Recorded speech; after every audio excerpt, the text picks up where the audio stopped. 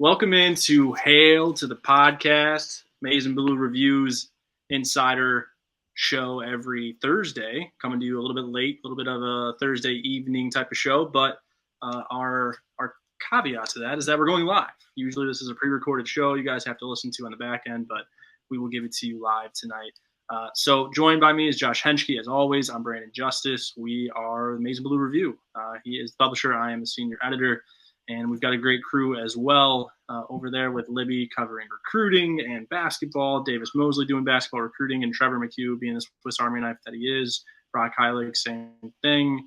Stephen Osentoski on the film cut-ups. Dennis Fithian with the Daily Show. It's quite the squad. So come check us out at michigan.rivals.com. We've got a nice special going right now. You guys use code UMB2B, and you get to try us out for free until basketball season. So give us a shout.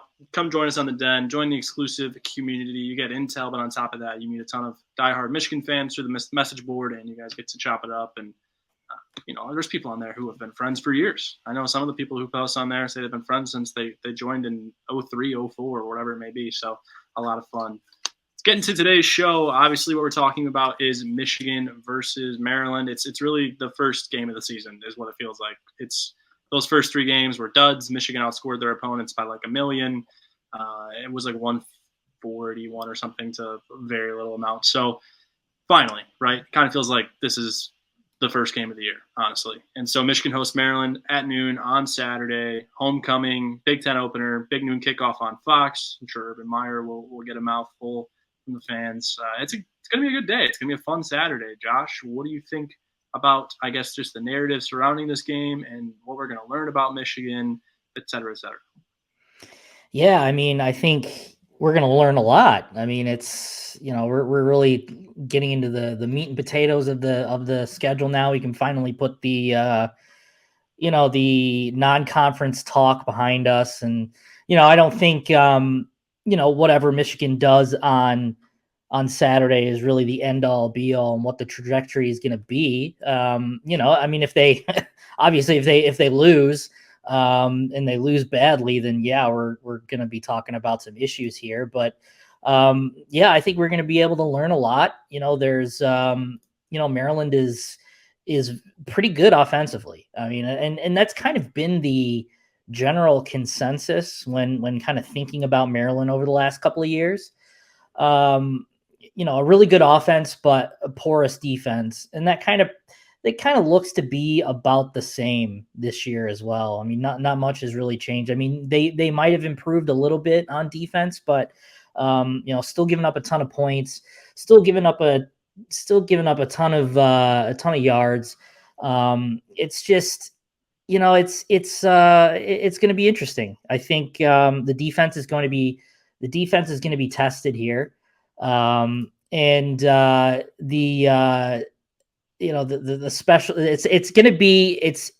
we're going to find out quite a bit, but at the same time, we're not going to find out quite a bit. It's a very intriguing thing. It's very interesting. I think it's going to be a good test for the offense as well. Because you got to get, you got to get your guys involved. You got to play a full game. You don't want to play a full game, but these guys got to get some snaps together. These guys got to get chemistry going, especially on the offensive line. But yeah, it's a really interesting one that, I don't know if we'll fully get an identity of what Michigan is moving forward, but I think we'll start to see kind of the general makings of what it's going to be. We'll see what happens. I think, when ultimately, if, Michigan ends up winning this game, people are still going to point to the schedule and people are still going to point to, Michigan not having any adversity. But, in a perfect world, Maryland would give Michigan some adversity, but enough to where you're not worried about it, enough to where, like, oh man, the Maryland gave Michigan some trouble in the early going there, but by the end they ran away with it. I think that in a perfect world, you'd like to see them get tested a little bit, but at the same time, kind of, walk away comfortably. I think in a perfect world, you'd want to see that. So, yeah, I mean, I know people have been calling for, an upset watch for Maryland just because, and people using the low hanging fruit of, the argument of, oh, Michigan hasn't played anyone. Well, we'll find out on Saturday. But, I find it very hard to see a situation where Michigan loses this game. I mean, let's just be honest. I'll be honest there. It's just, I don't see that situation. So we'll see. I mean, they'll undoubtedly be tested. I mean, this is their first true test of the year. And yeah, we'll go from there. We got some questions coming in, quite a few actually, and we will get to some of these later because we are going to dive into a full preview of this game that will answer some of your questions anyway. But for the time being, we will talk about just one of these real quick. So last year's game, Michigan blocked a punt and then returned a kickoff for a touchdown. A.J. Henning also avoided disaster on a muffed punt. That's from Shadyville 03. Yeah, so we'll talk about A.J. Henning for a moment before we dive into everything. I mean, that was quite the performance on Saturday. I get it, right? Bad competition, but returning a punt and a kickoff for a touchdown in your career is pretty remarkable, as Jim Harbaugh said a few times this week.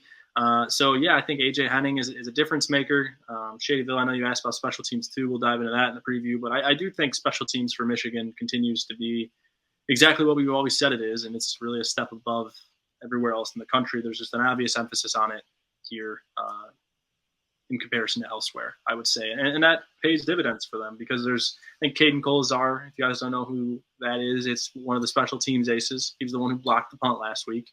I know a lot of diehards absolutely know who Caden is, but I'm sure there's some people out there who might not recognize the name right away. So in case you don't know, he said earlier this week and then earlier this season as well, and in some media press conferences, just how much Michigan knows in comparison to other programs, just how much the coaches know, how much they teach things that aren't taught elsewhere.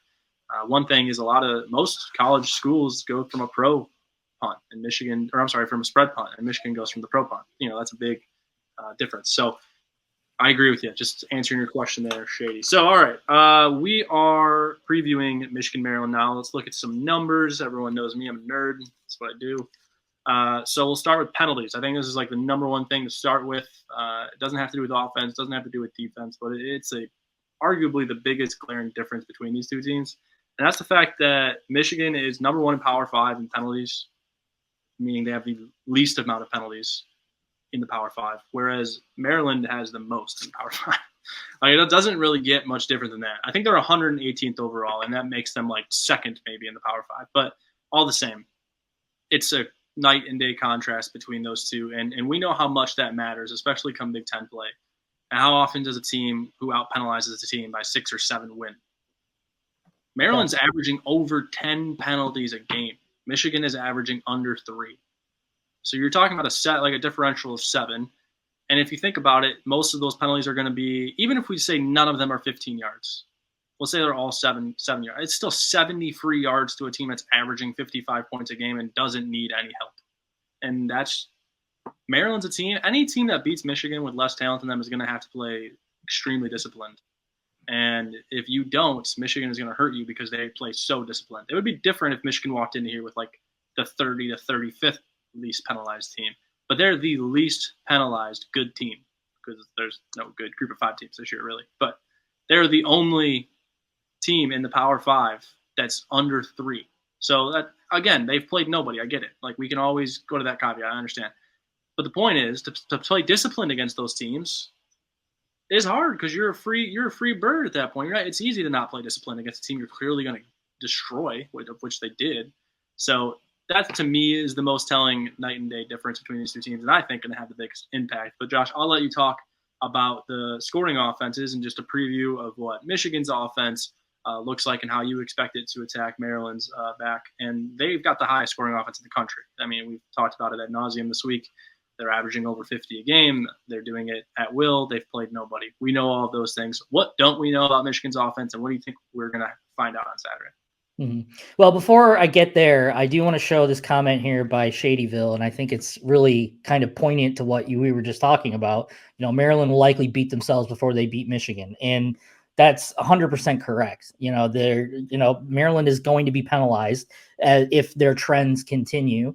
And, they've had a couple of questionable, like really bad turnovers, especially against SMU too. So I know Michigan's turnover luck hasn't been great as of late, but I mean, Maryland is a team that has shown a propensity to cough up the football. So there we go. It's another chance that, Maryland could very well beat themselves before they do end up beating Michigan single-handedly. So now getting back to the offense, I think, when we're looking at the offense as a whole, again, and I hate this, I hate the argument. I hate it. But it's just, we got to look at competition in the first 3 games, right? And this game will tell us a lot. If Michigan scores another 50 points against Maryland, then you can kind of start to think, okay, well, maybe this offense is onto something here. Maybe they can actually score the ball at will. I mean, they showed a little bit towards the end of last year.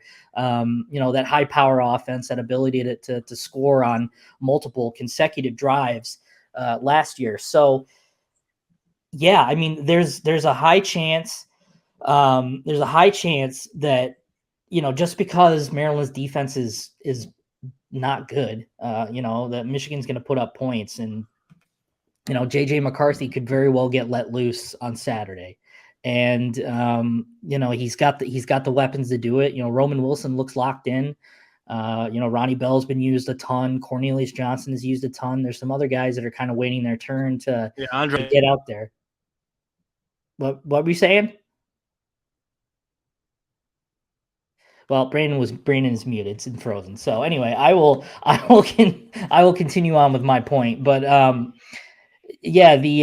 Roman has a chance to really kind of cement himself as this guy's, really kind of cementing himself as a key cog to this offense. And obviously we've got, Blake Corum in there as well that, we can talk about as someone that will obviously be a factor. I mean, he's always going to be there. And, we're hearing good things about Donovan Edwards possibly playing too. I mean, he may or may not play a huge role, but there's a chance that he'll at least be suited up on Saturday. So that'll give, Maryland something to think about, something to fear, kind of an extra added wrinkle there. But I mean, the scoring offense, it's been impressive through 3 weeks. And can they keep it going?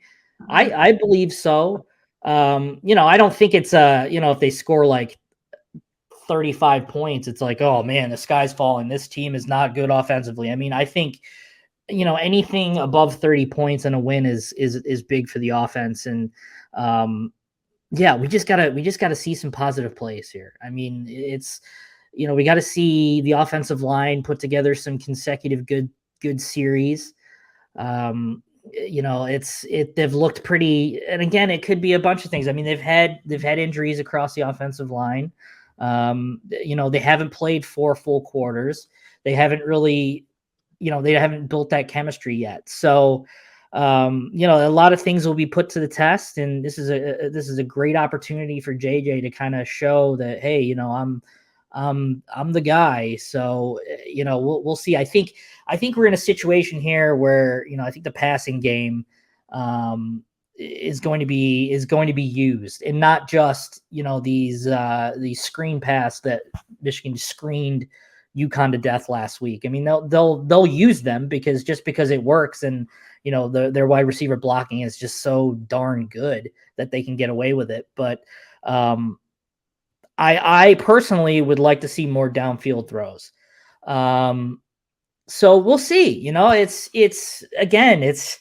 We talk about the non-conference schedule so much, and I hate talking about it, and I hate bringing up that point.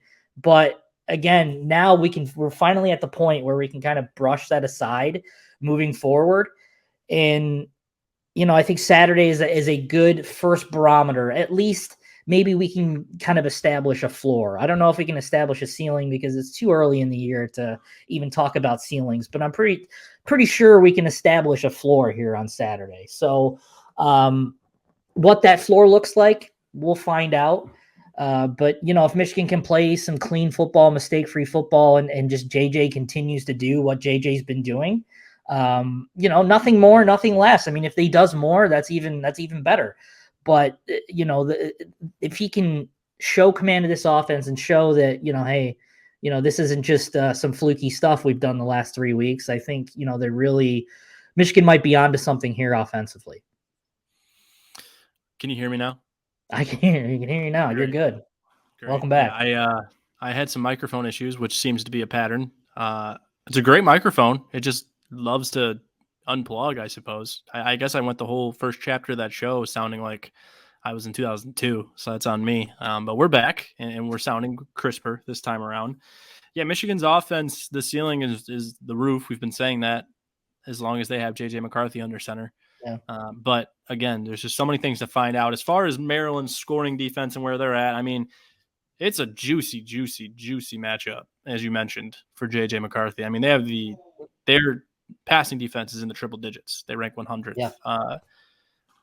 That's pretty darn low for the Power 5, considering there's only 30 teams ahead of them. How many of them are Group 5? I did not check, but I would have to imagine quite a few, right? So Maryland, as far as the standard of being in the Power 5 goes, their passing defense against 3 teams that, I mean, I guess SMU is okay, but Charlotte, who was the first game? Can't remember off the top of my head. Buffalo, real bad, right? So, it's bad. Buffalo is a run-heavy offense, by the way. So to be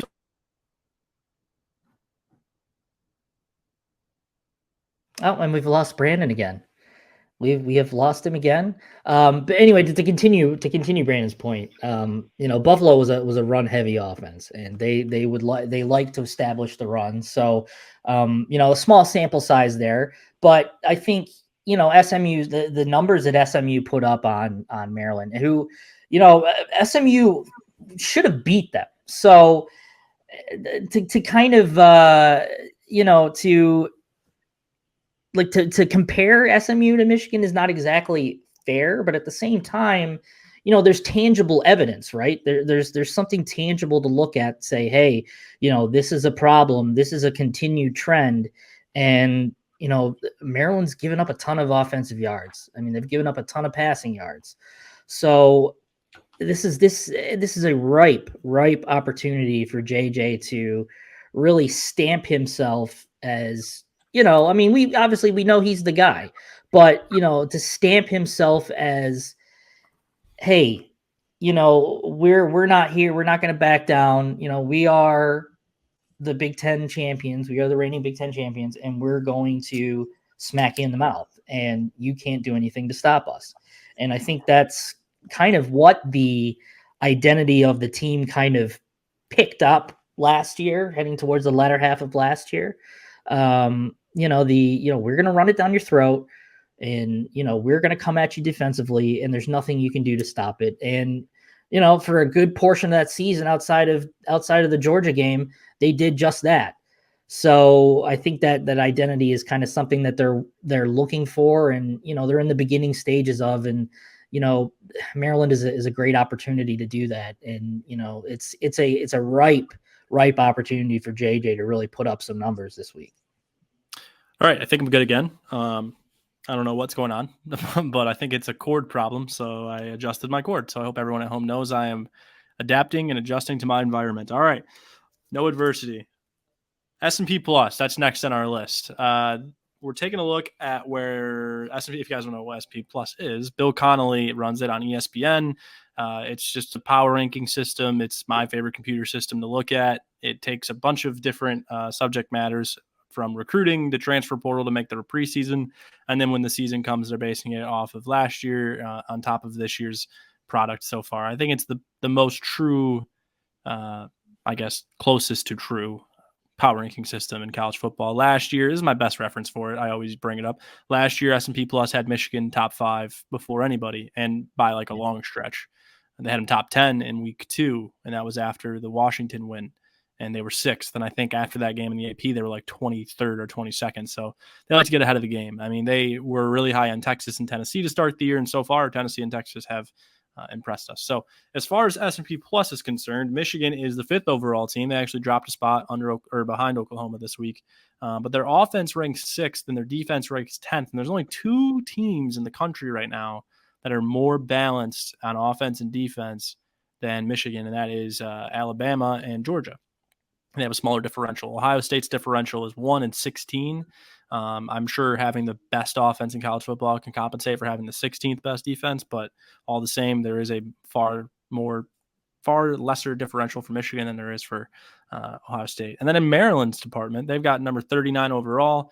The offense is 25th and the defense is 56th. And that tells us two things. It's the offense is not as good as we thought it was going to be so far, and the defense has been shockingly, despite the passing numbers, better than we thought it was going to be. Maryland's defense in the preseason was like 89 or 90th, I believe, right around that mark by S&P Plus, whereas their offense was the top 10.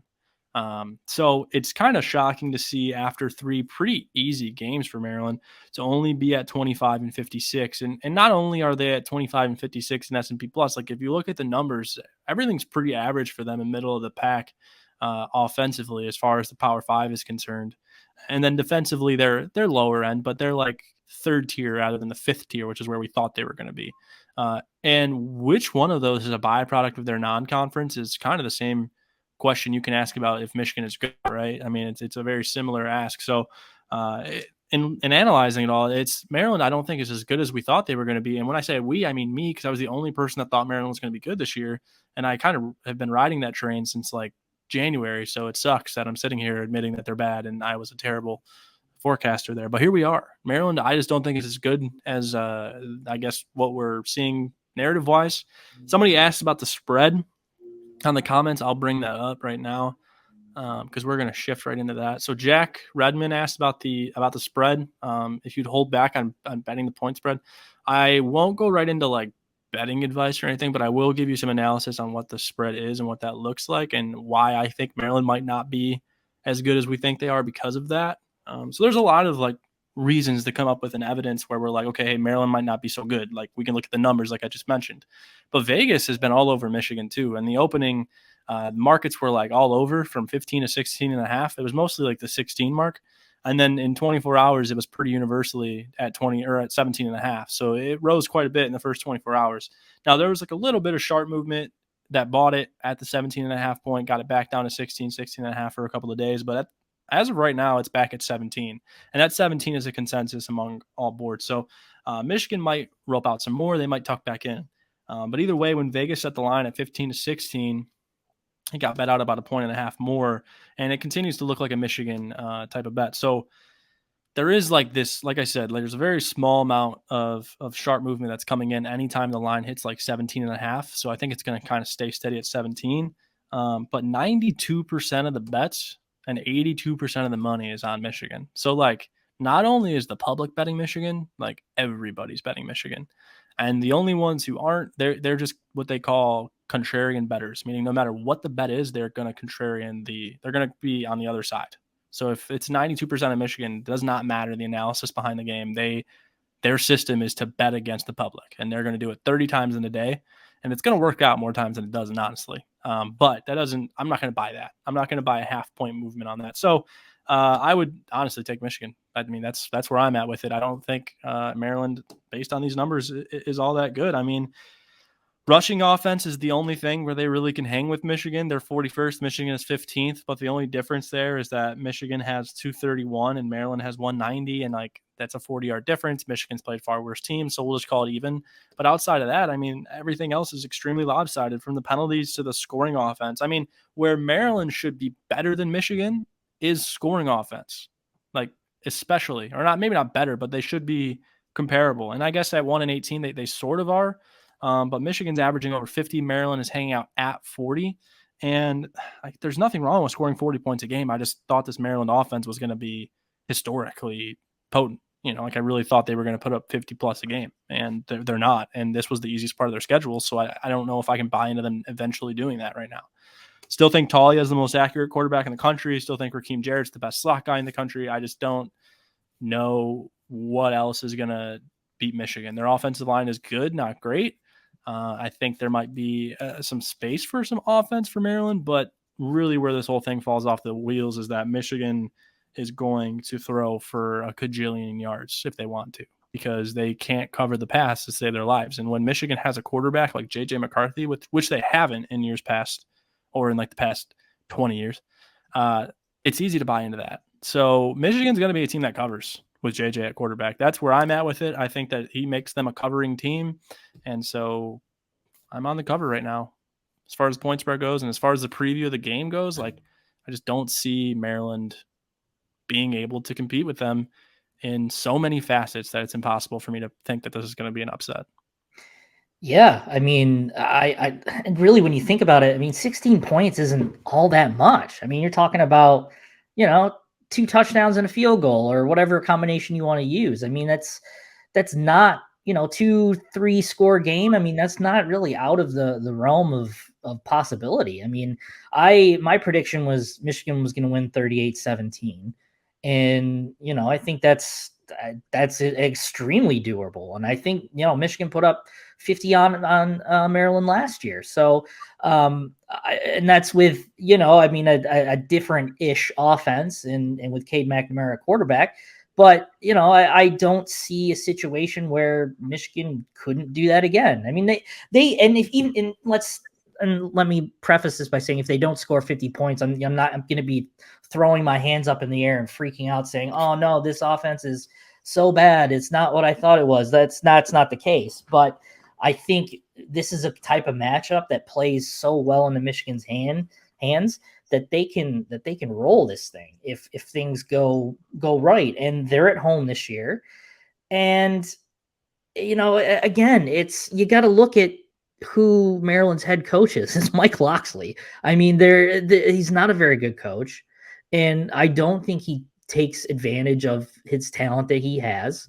And they're going to make dumb mistakes. They're going to turn the ball over. The defense is going to be bad. I mean, I feel like we say this about Maryland every single year. Oh, this is a year that Maryland turns it around.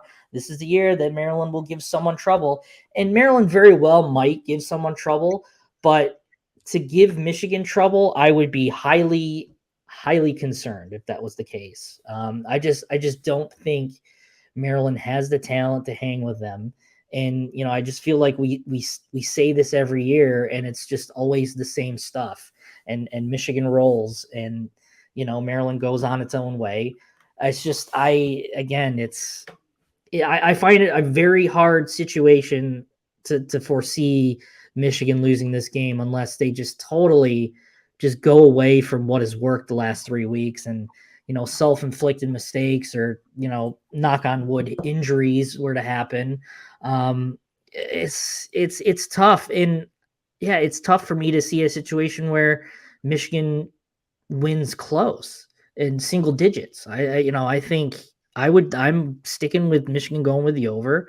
And, I would not be surprised to see another blowout happen. It's just until Maryland proves it and shows that, they're not the same self-inflicted wounds program that they have been since, the Brady Hoke days of Michigan, where they got that one win in 2018 or whatever, or not 2018, whatever year it was that they won.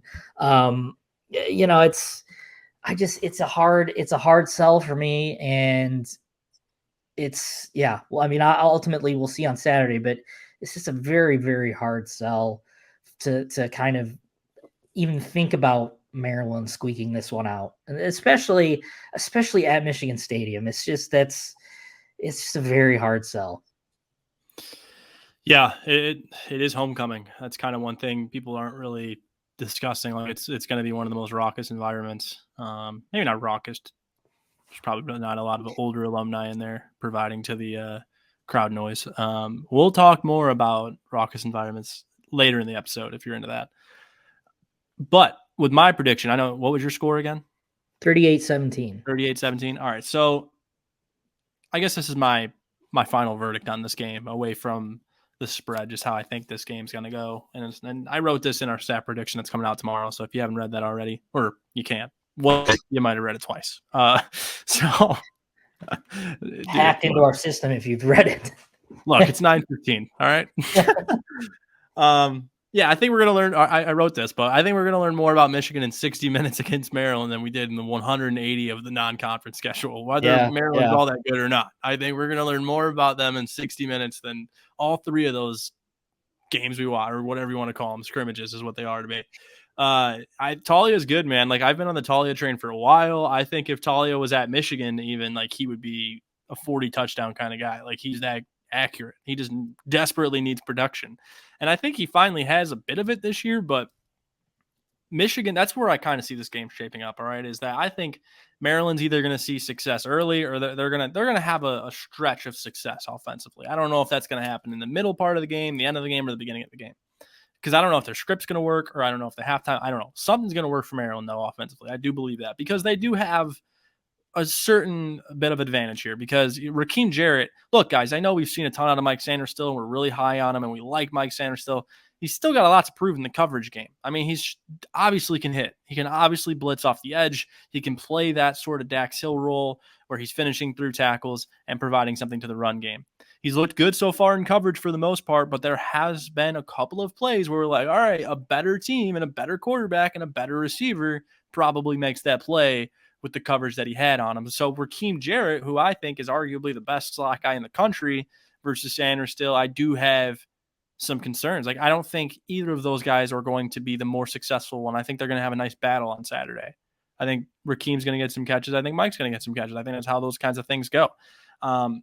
Apart from that, I think Maryland's offensive line is going to challenge Michigan's defensive rush probably more than the next couple of games will. Maryland's offensive front's pretty experienced, and like, they weren't good in the past, but now those same kids have been there playing that position for like 2 more years, and now all of a sudden they're like an experienced, pretty decent O-line. And if there's one thing to look for in an O-line being good, it's literally experience. If those guys have played for more than one season, they're probably good, as long as they're at a Power 5 school with like a reputable situation. Now, if it's like a new O-line coach or they transferred in, like, that's different. Think about Colorado State. I mean, Colorado State has 4 guys in that line who have started for 3 or 4 years, but they've all started in different places. Those guys have to play together. Mm-hmm. We've seen that lately with Olu, right? Like, Olu's played good for the most part, but the O-line has needed to mesh because they're not used to playing next to Olu, and they're not used to playing next to Trente. Like, there's some new things to adjust to there. El Hadi too. So there's a whole lot going on in the injuries they've had to deal with, because Carson's been out and Ryan Hayes has been out. And even Keegan has had to exit a couple of games. So it's been, one of those things. Maryland, I think these guys have played together. They'll give good protection, but really, again, like, I'm still skeptical on Michigan's pass rush. Like, I still like Colorado. Jesse Minter, Michigan's defensive coordinator, said it best. Colorado State has given up so many sacks since the Michigan game that it's hard to even value that game anymore for them. Yeah. And in these last 2 games, it's been quick release stuff. Talia Tagovailoa, one of the most accurate quarterbacks in college football ever. You think he's not going to throw some quick release stuff that's going to work? Like, that dude can put a dart inside of a peephole. Like, I'm pretty sure they're going to run a lot of that stuff. And so for me, I think Maryland's going to score. I just think that Michigan's going to score a lot more. And so my final is 52-27. And so I think it's going to go way over. I think Michigan's going to cover. But I think it's going to be, at the very least, an extremely fun game to watch, and way better than 58-0 or 59-0, whatever these last few have been. And you're going to see a first team offense for 3.5 quarters. How the game flow goes, I'm not sure, dude. I think Michigan is comfortable throughout. I just think that Maryland puts up 27 one way or another. They might walk into the second half with 17. Let's say Michigan's up like 31-17 at half. I think that's completely realistic. And then in the second half, they just speedboat ahead of them, and at some point Maryland gets a garbage type touchdown, and all of a sudden that's 52-27 right there, right? And a field goal, of course. But that's how I see it going. I just think Maryland will see success, but their passing defense is so bad, and JJ is one of the 10 to 15 best quarterbacks in the country. As soon as he stepped in, I don't care what anybody says, we've all watched quarterback play, and I don't need to see him throw against UConn or USC to know he's good. We saw him throw against Georgia as a true freshman, right? So that's where I'm at with the game. We will segue into the night game, which you've got some information on, so I'll relay that to you. Yeah. So, interesting, not necessarily breaking news, but, I heard from one of my, I hate saying this, one of my sources today. I kind of were just in the conversation of night games, and the topic of Michigan's next night game came up, and and I hate this. I absolutely hate this. But it's definitely trending towards the direction of Michigan State being the night game this year. Not Penn State. Penn State's heading more towards a big noon kickoff on Fox. That's the Maize out game. That's the game where they're honoring Lloyd Carr with the naming of the tunnel and all that stuff. That's not getting the night game treatment. It's going to be Michigan State. And, a bunch of people I've talked with inside the program, inside the athletic department, even in Ann Arbor itself, have been told to prepare for a night game. So it's not 100% concrete, set in stone. But if I had to put if I had bullet to my head and I were forced to give an answer today, it's Michigan's. It's going to be Michigan State to be the night game, and that's going to be interesting. The last time Michigan played a night game against Michigan State, the heavens opened up, and Michigan lost a close one to Michigan State. A game like so many we've seen before, a game Michigan should have won. So that's revisionist history, and that's no need to do that. But a great opportunity for Michigan to beat up on Mel Tucker on prime time to kind of get that slide out of the way, the 0-2 slide. So Michigan cannot afford to go 0-3 against Mel Tucker, especially this year. If Michigan State continues to play like they have been, there's no living that one down if Mel Tucker goes 0-3 against Michigan, or 3-0 against Michigan. So from a personal standpoint and just a non chaos environment, I would have preferred a Penn State game. Because you've got all the things going for it, right? You got the Maize out. Obviously the Lloyd Carr honoring is a late addition to the thing that was announced today. But yeah, I would have much preferred Penn State over Michigan State. I guess the only good thing Michigan's got going for it is it doesn't sell beer in the in the concourse, because that would just make this whole thing nuts. Just Ann Arbor on a Michigan State game day is already nuts in itself. East Lansing is nuts in itself on a Michigan game day. To couple that at a night game where there's thousands of people drinking heavily all day, just all day, and then you have to wait out for a game, it's going to be just a nightmare. It's going to be a nightmare, but again, whatever. We can't make the rules here. We're just bystanders. So, as of today, Michigan State is going to be the night game, and let's have some fun with it. Gotta love night. Let's ride. Yeah, if we got home from the Hawaii rain delay at 4 a.m., that means we're getting home from the Michigan State day after tomorrow purge apocalypse type game at like 6 a.m. So that's great. In fact, I'm really happy that they made the biggest game a night game. Yeah, you got to look at Michigan's. You got to look at Michigan's schedule though. The home slate is not good. It's rough. It's bad. Ohio State sells itself every year. You have to put lipstick. You have to put lipstick on a pig somehow, and I guess this is the lipstick with Michigan State. So, it is what it is. Yeah, Penn State is fine, but I guess if you're really looking for a marquee matchup, baby, I love noons. I love noon kickoff. I love me a good noon kick too. Believe me, like big noon kickoff. Yeah, big noon kickoff on Fox. Get me there at noon. Get me home at no later than 7, and I love it because Look, everyone's like, "Oh, you guys don't work 9 to 5s." Yeah, sir. Noon game is like an 8 to 7. Night game is like 6 to 6. Yeah, it's pretty bad. By the time we get home and right and everything. But no, I love big noon kickoff. First of all, big noon kickoff's operation, I think overall is awesome. Like I'm not like huge on Joel Klatt and Gus. Like I don't think they're like the greatest guys of all time, but they're good. And they certainly have like a voice that's recognizable to a network. And of course, I love noon for my own selfish reasons, but at the same time, I thoroughly believe there's nothing like college football at noon on a Saturday, personally. So, all right, let's wrap it up. We're gonna do like a little. I was trying to mix this into the show every time. We're kind of overtime, but I was going to do a stat of the week every week. And this was interesting, I thought. So if you combine Michigan's 3 non-conference opponents and their average scores per game, they would combine for 34.6 points combined, all 3.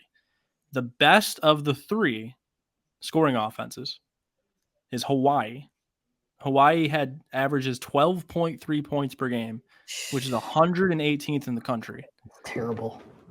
Maryland's points per game alone is 40.